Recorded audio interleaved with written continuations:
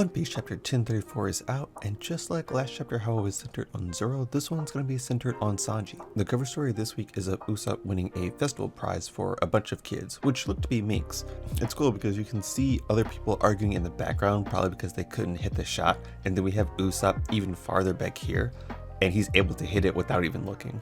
And I like the Hyotoko mask that he has on, which is pretty common in festivals like this. Now the chapter as a whole basically covers the fight between Sanji and Queen, but there are some things mixed in here just as like a recap for what everyone else is doing.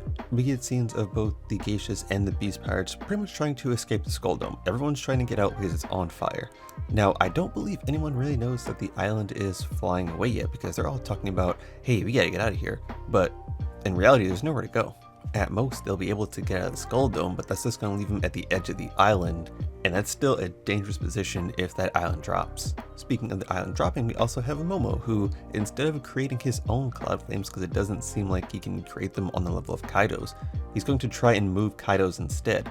And what I think he's doing is he's grabbing the clouds, and he's probably going to try and pull them back, because it doesn't look like he's breaking them, and I don't think it would make sense for him to pull them closer to Wano. And you can also see in one of the panels that he is behind Onigashima now, so he's basically trying to pull the clouds in a different direction. Now I do wonder if Kaido is able to sense this, if he's able to do anything about it, or if he's going to try and do anything about it, because I would imagine that he's noticing the island either isn't moving the way he wants it to, or that someone's messed with his flame clouds. I can't imagine him leaving the battle with Luffy abruptly just to go stop whoever's doing this, but I would imagine it's something that's going to be on his mind, and he might take action while fighting Luffy, like maybe he disables the flame clouds, maybe he tries to re-up them, make them stronger again. Moving back to Sanji and Queen, we see that Queen is starting to use some different moves than what we've normally seen in the previous chapters. As it turns out, he's been copying Germa science, and he's able to use all the moves that the Germa kids can use. Basically, he researched all of Judge's technology and incorporated that into himself. Now, while I think that it's very impressive that he managed to get all those powers into one person, basically he is all of the kids combined, it's kind of lackluster because we've seen these moves before and it's not like he made changes to them. He basically copied each move that the kids did and added Queen to the name instead of really changing what the move does. So in a way, he basically copied Judge's homework.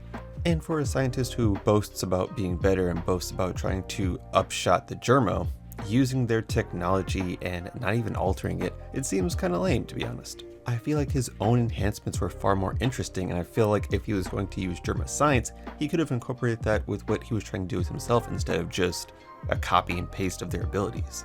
I'm curious as to why we hadn't seen this earlier, even before Queen realized that Sanji was here and was a Germa or a Vinsmoke, because I feel like these abilities are pretty useful. Like Stealth Black is definitely useful, Sparkling Valkyrie is useful. All these abilities, they can kind of dispatch people very quickly, and yet I feel like Queen was kind of playing around a little bit.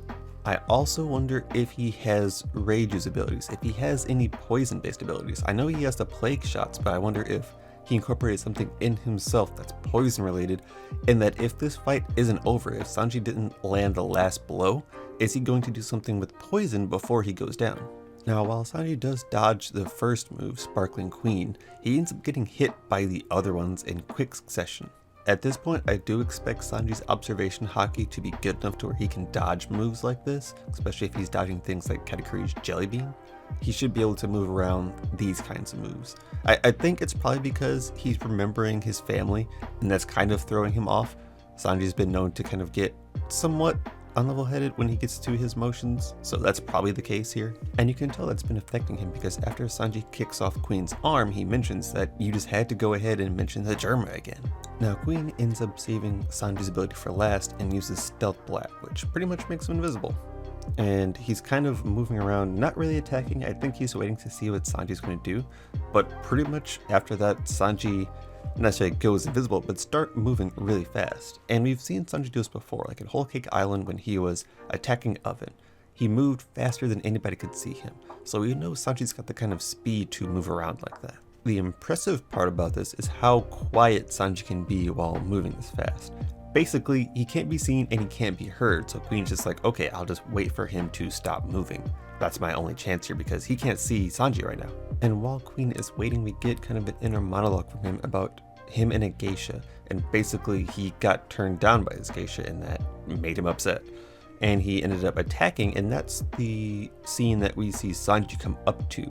Basically, he went stealth black and attacked one of the geishas. Sanji walked up, and they assumed it was Sanji because they couldn't see Queen. I think it was pretty expected that Sanji didn't hit the geisha. I think we all had that same idea that there's no way Sanji's doing this even if he changes. It just wouldn't happen. And if anything, Sanji finding this out even fuels his abilities more, because we know his abilities are pretty much tied to his emotions. When he's angrier, he burns hotter. We also get some inner monologuing from Sanji, and he's going over his enhancements and how they're going to work with his powers now. He has the exoskeleton, he has super speed, he has super strength. And on top of that, he's going to layer his armament Haki with it. So basically he's stacking everything he has into his Diablo Jambe. And he comes to the conclusion that since he's got all these enhancements, he can burn even hotter.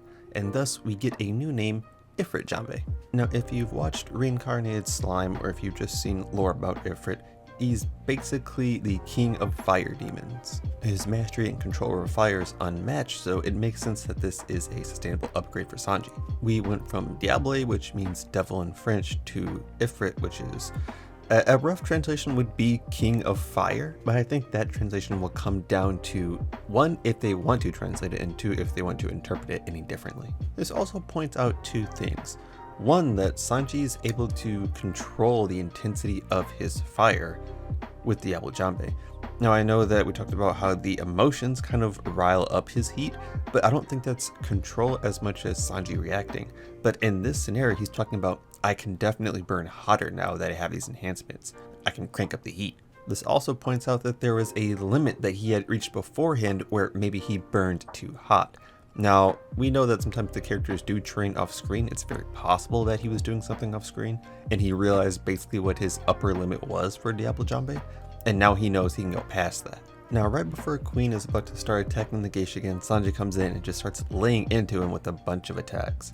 And if you've ever played one of the One Piece Grand Battle or Grand Adventure games, there's a moveset that Sanji uses in there that reminds me a lot of what's happening here. Here I come. Hit your egg. Tenderloin leg, gut stuffer. You joik. The main course is about to be served. Butterloin breakdown, one roast wrecker, jointy tenderizer, joint jammy jam, prime cut cake. Surprise! Now, as Sanji's laying into him, I noticed that I don't see a lot of blood coming from Queen. Now, maybe it's not expected because a lot of Sanji's attacks are probably combining heat and internals to do damage that way instead of, just outright physical damage. But it's kind of odd just that there's not a lot of blood coming from Queen's mouth, or it just looks like he's taking damage like he did a few chapters ago when Sanji kicked him, and he might be back up from this. It's been a very recurring theme that these Zoans have enhanced durability and that they don't go down easy. We know, for example, that Jack got back up after getting pretty much the mess kicked out of him.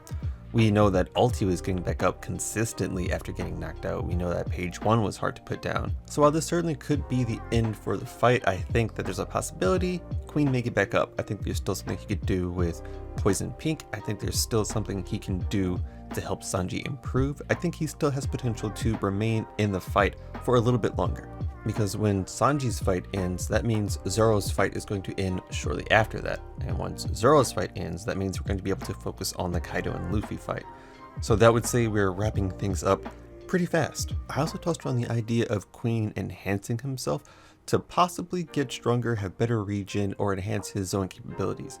Like, we know that they have the research possible, and if he's working with Vegapunk, if he's working with Caesar Clown, it's very possible that he has the technology to enhance himself kind of like Chopper does. If this is the end of the fight between Sanji and King, then I think this makes good on what Sanji said before, where he was like, I could easily dispatch of someone like Queen if I kind of just let myself go into this power. And I think that's telling because we can tell here that Sanji hasn't let himself go. He's still Sanji, especially with how he reacts to Queen attacking the geisha. But he still has the enhanced ability to take out Queen as if, he was a weaker opponent. We have basically no combat from Queen here. We just have Sanji messed him up the entire time. at least for the end part of the chapter. However, to top it all off, Sanji does get off a one-liner, and I know that at the end of Sanji's fights, he always pulls off a clean one-liner, so we might just be done here. We might just be over with the Sanji Queen fight, which I'd be okay with. I thought this chapter was great. I love seeing action. I love seeing people kind of grow and enhance, and basically we got all of this from Sanji. We got some clarification on things. We get to see a new power, and in a way we kind of get to see Sanji overcome his family again. Please let me know what you guys thought below. Feel free to like, comment, subscribe. There'll be a poll in the description as well. We are on break next week, but I will catch you guys on the next one. Bye.